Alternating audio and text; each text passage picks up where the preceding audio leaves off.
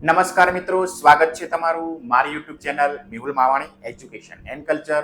મિત્રો, ફરી પાછા ઉપસ્થિત છીએ એક નવા જ્ઞાન સાથે, એક નવા અધ્યાય સાથે. મિત્રો, આજે જે આપણે વિષય શીખવાનો છે તે છે ધોરણ 7 નો. મિત્રો, ધોરણ 7 ના ગુજરાતી વિષયમાં મુદ્દો આવે છે સર્વનામ અને તેના પ્રકાર. મિત્રો, આજે આપણે આ સર્વનામ અને તેના પ્રકારો વિશે શીખીશું. મિત્રો, આ અગાઉ તમે સંજ્ઞા અને સંજ્ઞાના પ્રકાર એટલે કે નામ અને નામના પ્રકારો શીખી ગયા છો. તો તેના આધારે આજે આપણે સર્વનામ અને તેના પ્રકારો શીખવાના છે. તો શરૂ કરીએ.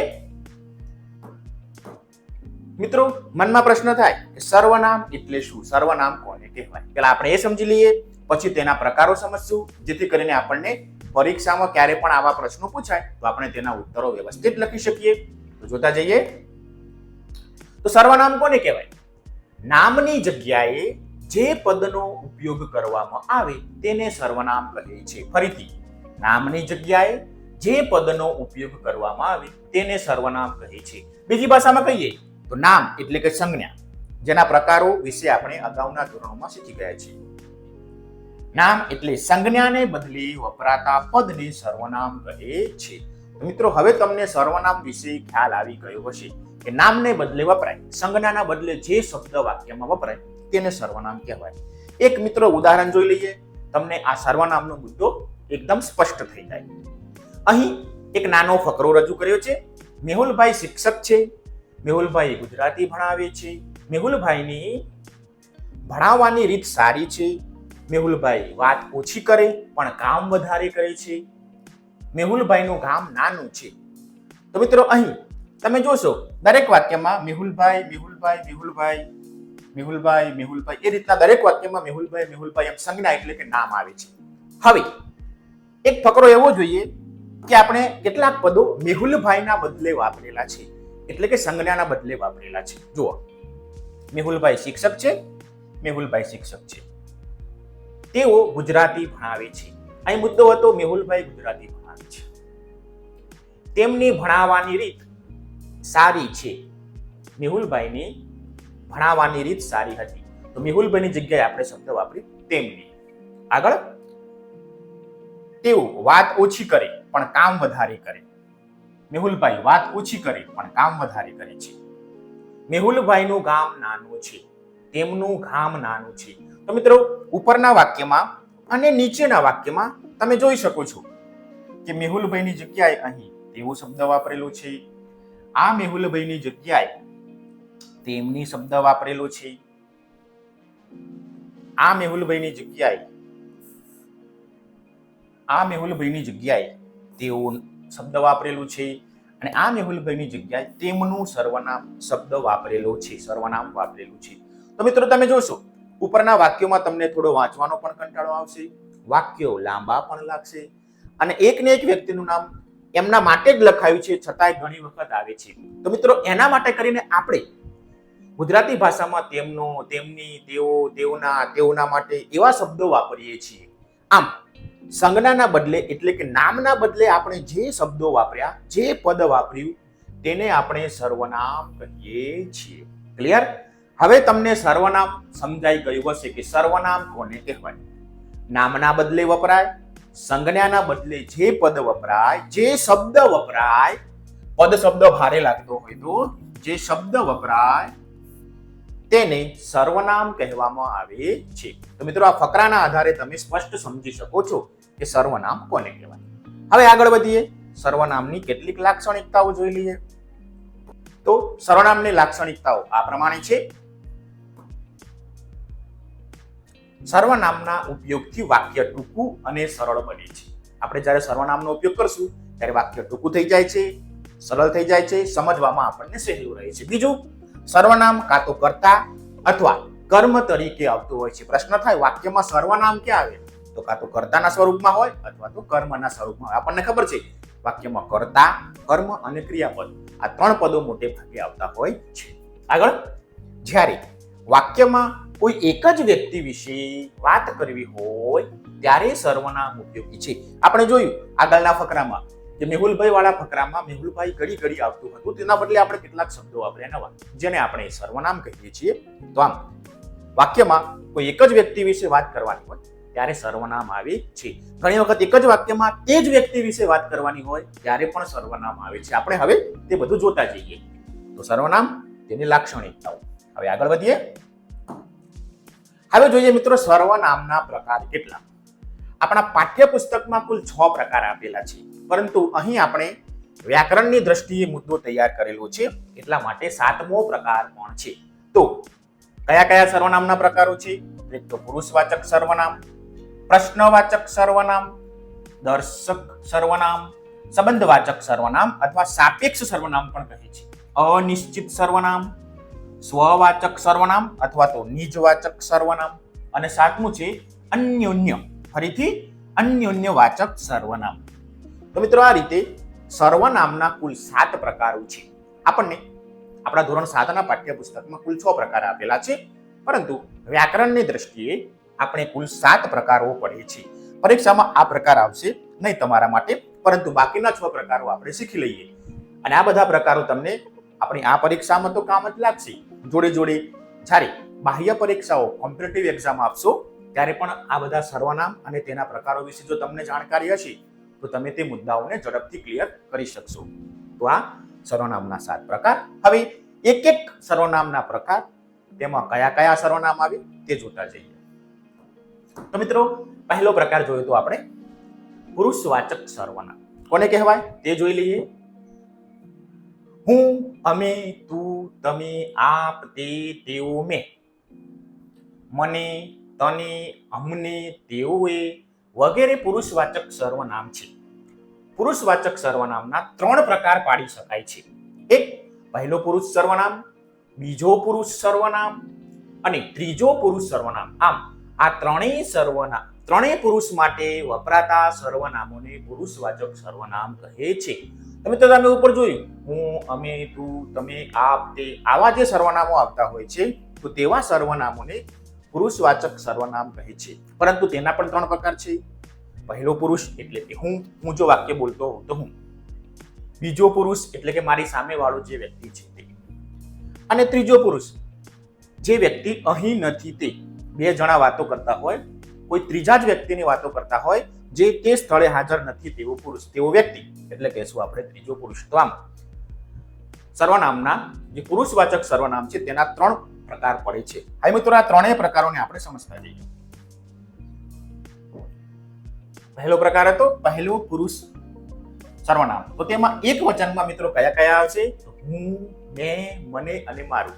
આ એક વચનમાં આવશે. ઉદાહરણ તરીકે હું ભણવા જાઉં છું. હવે એ જ વાક્ય પહેલો પુરુષ બહુવચનમાં હોઈએ, પહેલો પુરુષ પણ એમાં ઘણા બધા વ્યક્તિ હોય, જેમ કે હું એકલો છું તો હું, અને ઘણા બધા હોય તો અમે થઈ જશું. અમે, અમને ને અમારું. તો વાક્ય આમ બનશે. ઉદાહરણ તરીકે અમે ભણાવવા જઈએ છીએ. તો મિત્રો આ રીતે પુરુષવાચક સર્વનામના પહેલા પુરુષ એક વચનમાં આટલા સર્વનામ આવશે. પહેલા પુરુષ બહુવચન હશે વાક્ય જો તો આટલા સર્વનામો આવશે.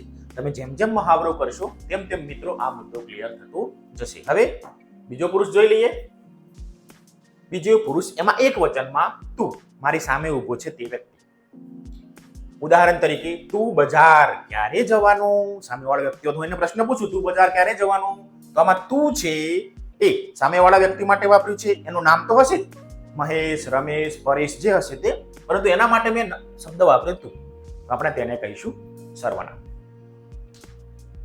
બીજો પુરુષમાં જો બહુવચન હોય, સામે ઘણા બધા હોય, તો તમે, આપ, આપને, તમને, આવા બધા સર્વનામનો આપણે ઉપયોગ કરીએ છીએ. ઉદાહરણ બનશે તમે બજાર ક્યારે જવાના? ઘણા બધા હોય તો આપણે પ્રશ્ન કરીશું તમે બજાર ક્યારે જવાના? તો મિત્રો આ રીતે બીજો પુરુષ માટે એક વચન અને બહુવચનના સર્વનામો આ પ્રમાણે આપણે વાપરી શકીએ. આગળ ત્રીજો પુરુષના મિત્રો આપણે ઉદાહરણો જોઈ લઈએ. ત્રીજો પુરુષ એક વચન હોય તેના માટે તે, તેને એવા સર્વનામો વપરાય છે. જે વ્યક્તિ અહીં નથી તે, આપણે જે સ્થળે વાત કરી રહ્યા છીએ તે વ્યક્તિએ તે જગ્યાએ તે વ્યક્તિ ના હોય અને એ વ્યક્તિ કે પદાર્થ કે વસ્તુની વાત કરવાની થાય તો આપણે તેના માટે શબ્દ વાપરીએ છીએ તે અથવા તેને. ઉદાહરણ તરીકે તે ઘરે ક્યારે જવાનું? તે ઘરે ક્યારે જવાનું? મતલબ કે જે જગ્યાએ વાત થઈ રહી છે તે જગ્યાએ તે માણસ, તે વ્યક્તિ હયાત નથી. કોઈ અન્ય સ્થળે જ છે અને તે વ્યક્તિની આપણે વાત કરી રહ્યા છીએ એટલા માટે કહેશું એને ત્રીજો પુરુષ, ત્રીજો વ્યક્તિ. ત્રીજો પુરુષ જો બહુવચન હોય, ઘણા બધા હોય, તો તેઓ, તેઓને, તેમને એવા બધા સર્વનામો આવતા હોય છે. ઉદાહરણ તરીકે તેઓ ઘરે ક્યારે જવાના. તો મિત્રો આ રીતે આપણે આ જે પુરુષવાચક સર્વનામ છે તેમાં પહેલો પુરુષ, બીજો પુરુષ અને ત્રીજો પુરુષ એમના માટે કયા કયા સર્વનામ વપરાય અને એક વચન માટે કયા વપરાય અને બહુવચન માટે કયા વપરાય તેના ઉદાહરણો જોયા. હવે આગળ વધીએ ત્યારબાદ હવે આવે છે નંબર 2, પ્રશ્નવાચક સર્વનામ. એટલે આપણને ખબર પડી જાય જે વાક્યની પાછળ પ્રશ્નાર્થ મૂકેલું હોય તે વાક્ય પ્રશ્નવાચક સર્વનામ છે. પરંતુ તેમાંથી આપણે પ્રશ્નવાચક સર્વનામ શોધવાનું થાય ત્યારે થોડી ધ્યાન રાખવું પડશે. જોતા જઈએ પ્રશ્નવાચક સર્વનામ કોને કહેવાય. પ્રશ્ન પૂછવા માટે વપરાતા સર્વનામ પ્રશ્નવાચક સર્વનામ કહેવાય છે. જોઈએ ઉદાહરણ. કોણ, ક્યાંથી, શું, કોને, ક્યાં, ક્યારે, કેવું, કેટલો, શો, શી, શું વગેરે સર્વનામો વપરાય તેને કહેશું આપણે પ્રશ્નવાચક સર્વનામ. જોતા જઈએ. આજે વાર્તા કોણ કહેશે. તો મિત્રો અહીં તમે જોયું તો આપણે કોણ વાપર્યું છે, મતલબ કે જવાબમાં આજે વાર્તા રમેશ કહેશે તો આપણને નામ મળી ગયું. તો અહીં કોણથી પ્રશ્ન કર્યો છે, જેના વડે પ્રશ્ન પૂછાયો છે તેવા સર્વનામને આપણે કહેશું પ્રશ્નવાચક સર્વનામ. રાહુલે આજે શું ખાધું તો શું સર્વનામ બનશે. રામ ક્યાંથી આવશે તો ક્યાંથી.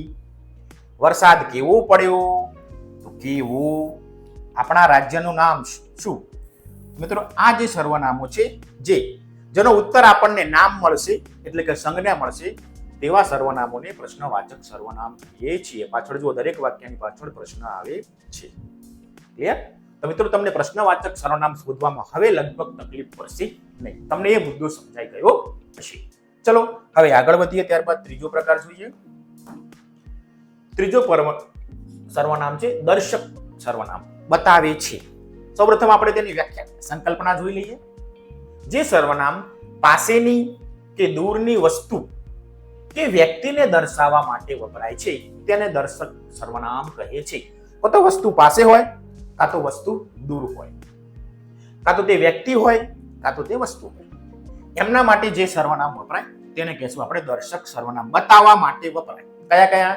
તો આ, પેલું, પેલા, પેલી, પેલો, પેલો બહુવચન. તો આવા બધા જે શબ્દો સંજ્ઞાઓ વપરાય, સંજ્ઞાઓ માટે જે આ સર્વનામ વપરાય તેને કહીશું દર્શક સર્વનામ. બીજું ઉદાહરણ. આ ટેબલ લાકડાનું છે તો અહીં જે આ શબ્દ વાપર્યો છે તે બનશે આપણું દર્શક સર્વનામ. આ બતાવે છે, નિર્દેશ કરે છે. પેલું વાંદરાનું બચ્ચું છે તો પેલું. પેલી છોકરીની પેન ક્યાં ગઈ? પેલી. આ પાછું અહીંયા જો ક્યાં છે તે પાછું પ્રશ્નવાચક સર્વનામ થઈ જશે. એટલે ખ્યાલ રાખશું. તમને પ્રશ્ન પૂછવામાં આવે કે સર્વનામ નીચે આપેલા વાક્યમાં સર્વનામ શોધો તો તમને મગજમાં સ્પષ્ટતા હોવી જોઈએ. આગળ. પેલા રમકડા સારા છે તો પેલા. પેલો છોકરો ક્યાંથી આવ્યો છે તો પેલો. ક્યાંથી પાછો પ્રશ્નવાચક સર્વનામ. તો મિત્રો આ રીતે આપણે સર્વનામનો ઉપયોગ કરી શકીએ છીએ કે જે વસ્તુ દર્શાવવા માટે દૂરની કે નજીકની જે સર્વનામ વપરાય તેને આપણે કહીશું દર્શક સર્વનામ. ક્લિયર. 3 સર્વનામના પ્રકાર ક્લિયર કર્યા. પાછા આગળ વધીએ ઝડપથી. હવે છે સંબંધવાચક સર્વનામ અથવા સાપેક્ષ સર્વનામ. કોને કહેવાય પહેલા એ સમજી લઈએ. જે સર્વનામના જોડકા એકબીજાની અપેક્ષા રાખી સાથે જ વપરાય તેને સાપેક્ષ સર્વનામ કે સંબંધવાચક સર્વનામ કહેવામાં આવે છે. સાપેક્ષનો અર્થ શું થાય? એટલે સ એટલે સાથે, અપેક્ષા એટલે આશાવાળી. ક્લિયર. એટલા માટે આપણે કહીશું સંબંધવાચક સર્વનામ કે જે શબ્દો, જે સર્વનામ એકબીજા સાથે જોડાયેલા હોય, એકબીજાની અપેક્ષા રાખતા હોય, એક વગર બીજું શક્ય ના હોય તેવા શબ્દો. તમને એમના કહેવા વળે કયા શબ્દો? ચલો હવે ખ્યાલ આવી ગયો. જ્યારે ને ત્યારે, જેમણે તેમણે, જે તે, જેને તેને, જેવું તેવું, જેણે તેણે. તો મિત્રો આવા જે સર્વનામો છે એકબીજા વગર શક્ય છે નહીં. જ્યારે વાપરો ત્યારે ત્યારે આવે છે. જેમણે તેમણે આવા શબ્દો, આવા સર્વનામો લગભગ જોડે જ આવતા હોય છે.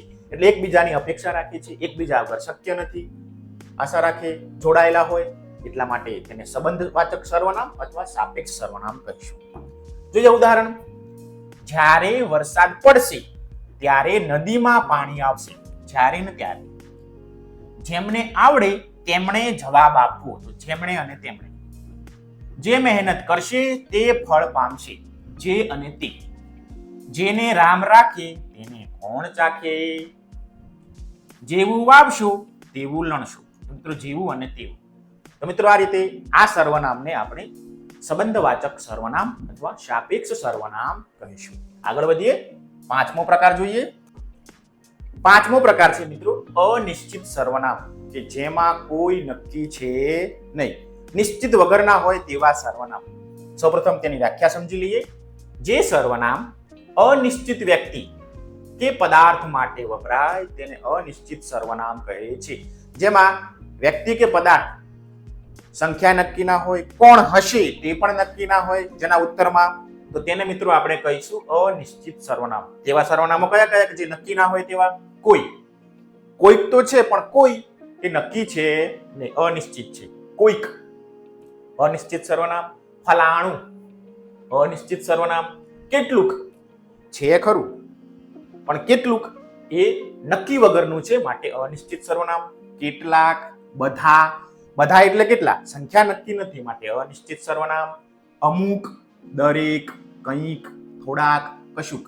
તો મિત્રો આવા જે સર્વનામો છે તેને આપણે અનિશ્ચિત સર્વનામ કહીશું. તો જોતા જઈએ તેના ઉદાહરણો, જેથી કરીને આપણને વધારે ખ્યાલ આવે. કોઈ તૈયાર નથી. કોઈ તૈયાર નથી માટે આપણે કહીશું કોઈ શબ્દ આવ્યો એટલે નક્કી વગરનું છે. કોઈક તો બોલો. કોઈક તો બોલો ભાઈ. એટલા માટે છે અનિશ્ચિત સર્વનામ. અમુક બાળકો રમતા હતા. અમુક. કોણ રમતા હતા, કેટલાક રમતા હતા તે નક્કી નથી, અનિશ્ચિત છે. ત્યાં જમવાનું કશું ના મળ્યું. કશું. ત્યાં જમવાનું કશું ના મળ્યું. કશું. જમવાનું નથી જ મળ્યું પણ શું નથી મળ્યું તે નક્કી નથી. જયસે થોડાક રૂપિયા આપ્યા. થોડાક રૂપિયા તો આપ્યા, કેટલા આપ્યા એ નક્કી નથી માટે આપણે કહીશું અનિશ્ચિત સર્વનામ. જેમાં સંખ્યા, વ્યક્તિ, કોણ હશે તે નક્કી નથી. અને એવા સર્વનામો જ્યારે આપણે વાપરીએ છીએ, વાક્યમાં ઉપયોગ કરીએ છીએ, તેને આપણે કહીશું અનિશ્ચિત સર્વનામ. તમે વાક્ય વાંચશો એટલે તમને સર્વનામ મળી જશે, પણ કયા પ્રકારનું છે તે તમારા મગજમાં સ્પષ્ટતા હોવી જોઈએ. આગળ વધીએ. આવે છે મિત્રો 6થા નંબરનું આપણું સર્વનામ સ્વવાચક સર્વનામ અથવા નિજવાચક સર્વનામ. પોતાના માટે વપરાતું સર્વનામ. જોતા જઈએ.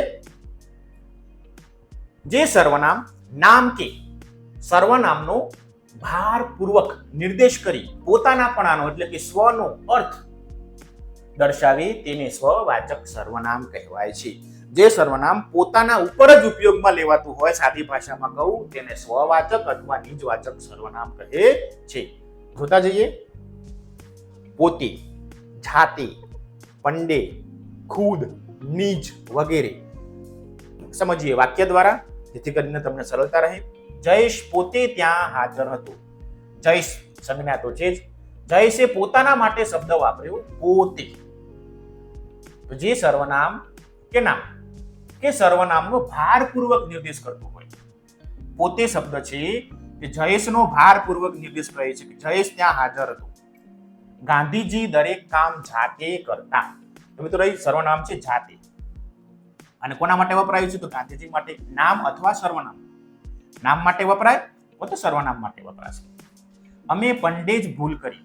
અમે સર્વનામ છે, એના માટે ભારપૂર્વક બીજું સર્વનામ વપરાયું પંડે. સ્વવાચક અથવા નિજવાચક. તો અમે માટે સર્વનામ વપરાયું પંડે.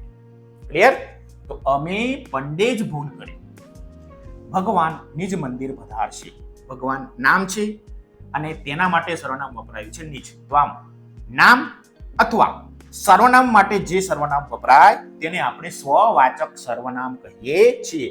પોતાના માટે વપરાતું હોય, ભારપૂર્વક ભાવ રજૂ કરતું હોય તેવા સર્વનામને આપણે સ્વવાચક સર્વનામ કહીશું. તો મિત્રો આ રીતના આપણે 6 જે સર્વનામના પ્રકાર છે તે ક્લિયર કર્યા.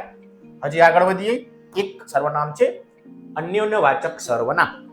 આપણા પાઠ્યપુસ્તકમાં નથી પરંતુ વ્યાકરણના પ્રકારમાં આવે છે, તો આપણે તેને સમજી લઈએ. જે સર્વનામ એકબીજા વચ્ચેનો એટલે કે પરસ્પરનો અર્થ દર્શાવે છે તેને અન્યોન્યવાચક સર્વનામ કહે છે. જેવા કયા કયા સર્વનામ છે? તો પરસ્પર, એકમેકને, અન્યોન્યને. જોતા જઈએ ઉદાહરણ. આપણે પરસ્પર એકબીજાની મદદ કરવી જોઈએ. તો પરસ્પર શબ્દ વપરાયો, તેમાં આપણે બધા જ આવી ગયા, એટલા માટે અન્યોન્ય સર્વનામ. સૌએ એકમેકનો સહકાર આપવો જોઈએ. એકમેકમાં બધા આવી ગયા. અમે અન્યોન્યને લાંબા સમયથી ઓળખીએ છીએ, એકબીજાને. તો મિત્રો આ રીતે આ જે સર્વનામ છે તેને કહેશું અન્યોન્યવાચક સર્વનામ. તો મિત્રો આ રીતે આપણા સર્વનામ અને તેના પ્રકારો જોયા. તમામ પ્રકારો, તેમાં આવતા સર્વનામો કયા કયા છે, જોડે જોડે તેના ઉદાહરણોની માહિતી પણ મિત્રો અહીં તમને સરળ ભાષામાં વ્યવસ્થિત સમજૂતી આપી છે. આશા રાખું છું કે હવે જ્યારે જ્યારે સર્વનામનો પ્રશ્ન પૂછાય ત્યારે તમે તેને વ્યવસ્થિત લખી શકશો અને તમને આ સર્વનામ સમજવામાં મુશ્કેલી પડશે નહીં. તો મિત્રો તમને આ વિડીયો ગમ્યો હશે. વિડીયો ગમ્યો હોય તો વિડીયોને શેર કરજો, લાઈક કરજો, અમારી આ બંને ચેનલને સબસ્ક્રાઇબ કરી લેજો, જેથી નવા વિડીયો લઈને આવું તો તમારા સુધી ઝડપથી પહોંચી શકું. તમારો ખૂબ ખૂબ આભાર.